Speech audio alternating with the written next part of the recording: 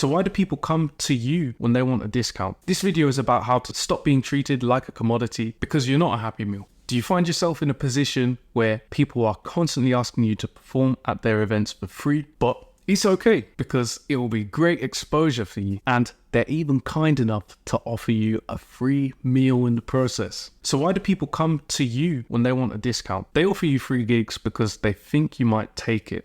Ultimately, I truly believe it boils down to how they see you and how they see what you do. If they're coming to you and looking for just offering you exposure, they see what you offer as not very valuable, and they see you as a commodity because 15-year-old Jane down the road is happy to do the event for free, for exposure and a free patty. Sure, you're better, they know you're better, and you'll give a better performance, but why would they pay you and pay you properly? Plus, you've not set your hard boundaries because you're still taking those free gigs. You're still taking those exposure and meal ticket gigs. If event organizers know you're willing to work at cut price, you'll get cut price productions booking you. Nickel and dime gigs are often poorly organized, and there will be lots of cut corners, affecting how you come across when you perform. And you need to ask yourself if you're happy being presented in that manner, or even take the risk of being presented badly. It's important to remember that saying yes to a gig now is saying no to a date where you might be booked for other better work. So you need to ask if you're prepared to turn down work to take this gig, because that's essentially what you're doing by saying yes. And always be prepared to say no and walk away. You don't have to say yes to every gig that comes your way just because they're offering it to you. Now, to start getting better gig prices, there's a vital piece of information I needed to understand, and that is the time and effort you put in is irrelevant. Almost. The bookers, they don't care how long you've practiced. They don't care how long you've studied your craft. And they don't care about the expenses of your instruments and your training. What matters when it comes to pricing is the value that you're providing to the client and how hard it is for them to find or replace you with someone else for their needs. Not what we think we're bringing, but what they aim to get from it. Examples of value that typical bookers might be getting might be drawing in a crowd. If more people are going to buy tickets by having you as a performer, your price goes up. They might be looking to create a particular atmosphere for the event. You're unlikely to book a heavy metal band for a restaurant, for example. And equally, restaurant gigs don't usually top the pay scale because their incentive to book a band is limited by the profitability of the meals and drinks at the tables they serve. That profitability will very much depend on the type of restaurant you're in. That's why you'll see restaurants that do have entertainment and bands. Normally the prices are a lot higher because the cheaper food restaurants, they simply can't afford to hire in bands to pull in more people. Another value aspect is creating that wow and awe factor. They want their guests leaving saying this was the best wedding, Christmas party, birthday, concert, etc. ever. By booking you, they massively reduce their risk of the event going badly. This is a big one. The higher the stakes of the event, the bigger the cost and reputation damage to the booker if the performance goes wrong. This could be down to poor gear, poor quality gear, poor preparation, being late, inexperience, and more. Building brand and reputation along with your skill set will always win because they then come to book you because they want you and not just what you do. They want you and not just a band, or you and not just any bass player. If you can't demonstrate any of this value, then you'll struggle getting better gig rates. So what are some questions to ask that will help us get better rates and conditions? First off, let me get this off my chest. If someone asks you for a gig, let me rephrase that. If someone asks if you're free for a particular date without details of the gig, or they give some details of the gig and exclude the pay, it's probably not a good fee or not a great gig. Why do we do this? If you get requested for a gig, you need the date, location, and fee. Ideally, you want the set list too, including required rehearsals and the rehearsal fee. So one question you can ask is, how did you find me? It could be along the lines of, thank you for your interest in booking me, or that's great that you thought of me, thanks for the call. How did you find me, or how did you hear of me? This is for if you're not familiar with the booker. It will help give good rapport, and it will give you an idea of what they might be expecting and who recommended them to you. And the next thing is to show some genuine enthusiasm and care for the event. You can ask, just tell me about the event, or I'd love to know more about the event. What's going on?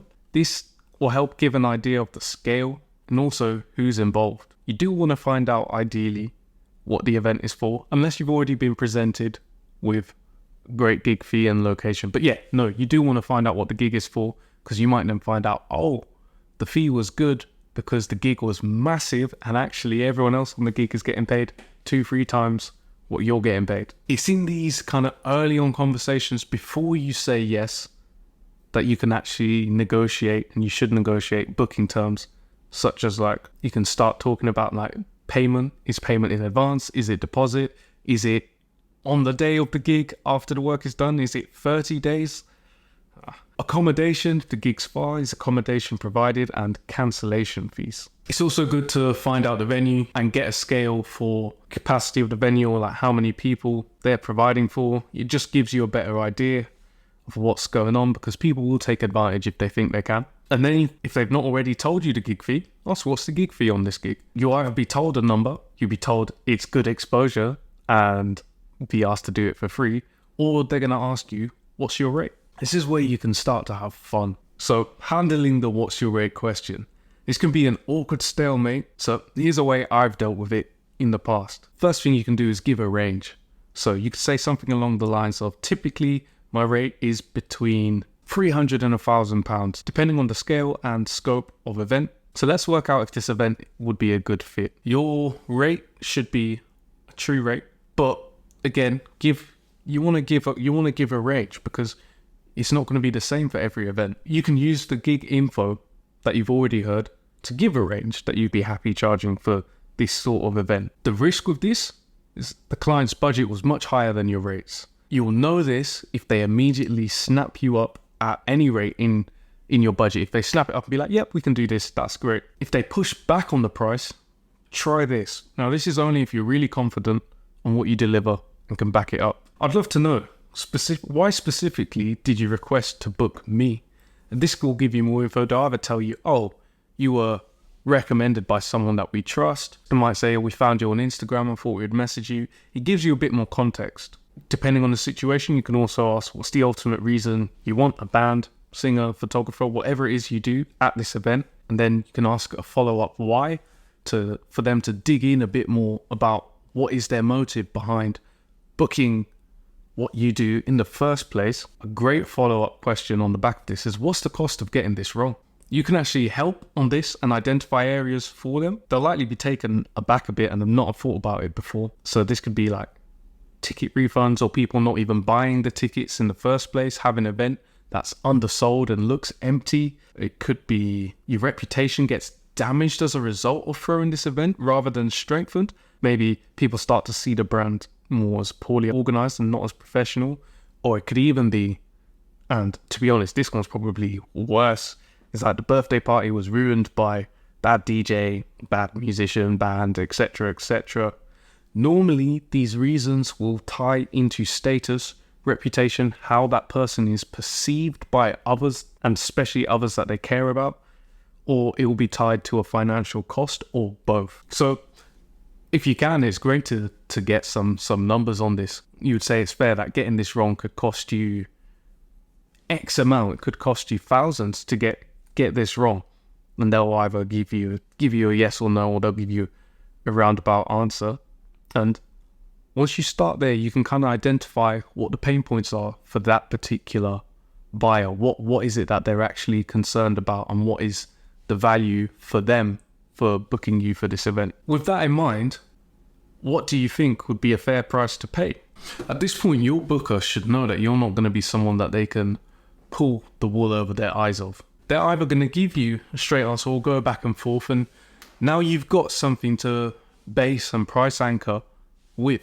Or you can say, now with that in mind, do you think, and give a number that you think would be a good price, bear in mind the information you found out about the event would be a fair price to pay. Hopefully you'll now illuminate the motives behind the booker. And they might be a booker that's just, they don't have the budget, which is fine.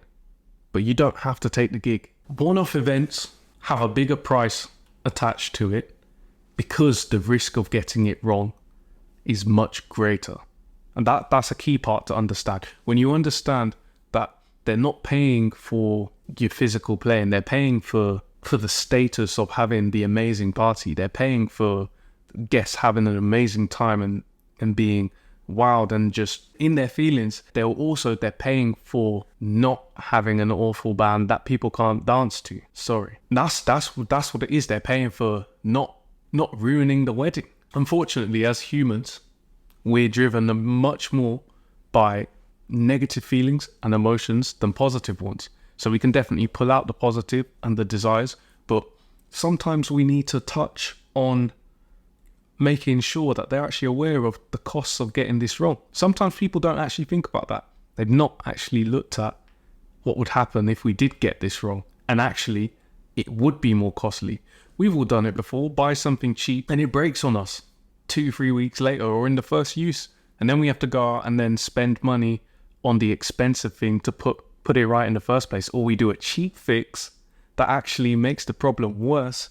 And then we go to who we should have hired in the first place, and they're now charging us a bill 3 times more than what it would have been if we had just gone to them in the first place, because we've got to fix a bigger problem. If you have a restaurant or a pub, they can swap out a band next weekend on the next night that they do a live music night. You don't have that option of any event tied to a particular date or occasion. If they accept your quoted price within your range, especially straight away, and this keeps happening and there's never much of a conversation, a back and forth, you can start to raise your rates of your range. You can raise your range the next time you get a gig request. For better info on this, head over to my business mentor, Pete Scott, on YouTube. He's got the consultations down to a T, so if you want to start making more sales in your business and start landing bigger clients, subscribe over to his account yesterday. Ultimately, a key factor to raising your rates is by being oversubscribed. What do I mean by that? First off, read Oversubscribed by Daniel Priestley. The book is a game changer. Let's say you only want to gig or only can gig Fridays and Saturdays. That's 8 gigs a month. The minute you get requests for 9 bookings across those dates, you're oversubscribed, meaning more people want to book you than you are prepared to physically take on. But you still don't have much negotiating power when you're just oversubscribed, because you still need to take a certain amount of gigs to pay the bills. This is where the magic starts happening. When you start getting, say, 16 to 20 plus requests across those same dates, when you've got 2-3 gig offers for the same date consistently, and that keeps happening, you can now turn down or miss out half of those opportunities and still be fully booked. That's how you can begin to have the confidence to negotiate harder and set hard boundaries in place, such as booking terms, rates, and cancellation fees. Hopefully that's been helpful. That's a lot of information. What are your biggest takeaways? What would you like to hear more on in more of a deep dive? And how do you currently handle price inquiries? Let me know in the comments. Subscribe for more and follow me on Instagram, because I put up polls on my Instagram story to get questions for these videos.